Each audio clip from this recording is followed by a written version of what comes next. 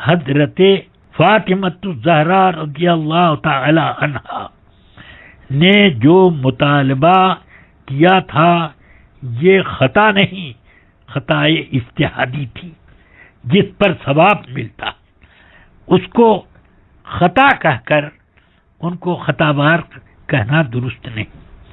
اس لیے جب اس سلسلے میں خطا کا لفظ استعمال کیا گیا اور انہوں نے یہ وضاحت کر دی کہ اس سے مراد میری خطائے اجتہادی تھی، وہ تو شریعت میں خطا اجتہادی ہے لہجہ بھر، اور وہ کوئی جرم نہیں، وہ غلطی نہیں، وہ گناہ نہیں، وہ خطا ہے جس پر کہ اجر ہے اور ثواب ہے، جس کو خطا اجتہادی کہا جاتا ہے۔ تو اب ان کے اوپر طعن و تشنیع کرنا یہ صحیح نہیں، کیونکہ انہوں نے اپنی مراد ظاہر کر کے گویا کہ اس بات سے رجوع کر لیا ہے کہ یہ خطا مطلق خطا نہیں ہے بلکہ یہ خطا اجتہادی ہے۔ بس تمام سنیوں کو یہ بھی یاد رکھنا چاہیے کہ اس مسئلے کو زیادہ چھیڑخانی کر کے شیعوں کو کوئی بھی اپنا ہم نوا نہ بنائے۔ جب ان کی طرف رغبت ہوگی تو اس کا نتیجہ بہت برا ہوتا ہے۔ حضرات خلفائے راشدین کی شان میں گستاخیوں کے تخیلات اور وسوسے آنے لگتے ہیں۔ حضرت امیر معاویہ رضی اللہ عنہ کی شان میں کچھ وہ لوگ جو کو اپنے کو سنی کہتے ہیں، وہ یہاں تک کہہ دیتے ہیں کہ معاذ اللہ وہ صحابی نہیں تھے، معاذ اللہ وہ جنتی نہیں ہیں، اس طریقے کی باتیں کرتے ہیں۔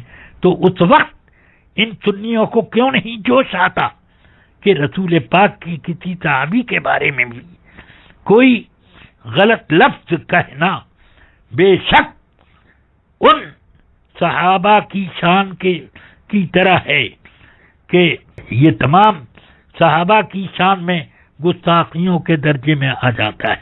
حسنین کریمین پر بھی اعتراض پڑے گا، اس لیے کہ اگر حضرت سیدنا امیر معاویہ صحابی نہیں تھے اور جنتی نہیں تھے تو کیوں حضرت امام حسن نے وہ خلافت راشدہ جو آپ کو حضرت مولا کائنات سے ملی تھی، اس خلافت راشدہ کو کیوں آپ نے حضرت امیر معاویہ کو تفویض کیا؟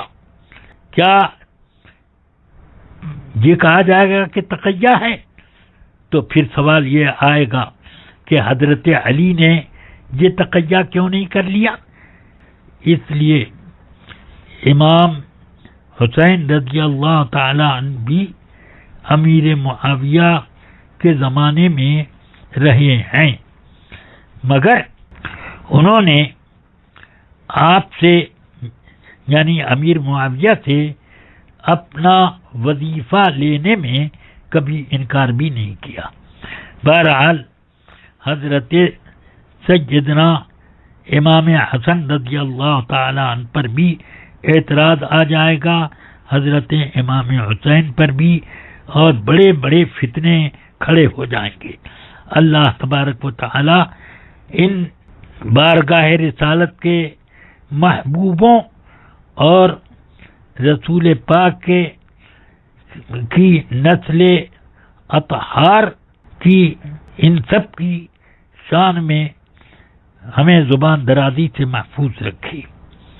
اہل سنت کا بیڑا پار اصحاب حضور نجم ہیں اور ناؤ ہے عطرت رسول اللہ کی۔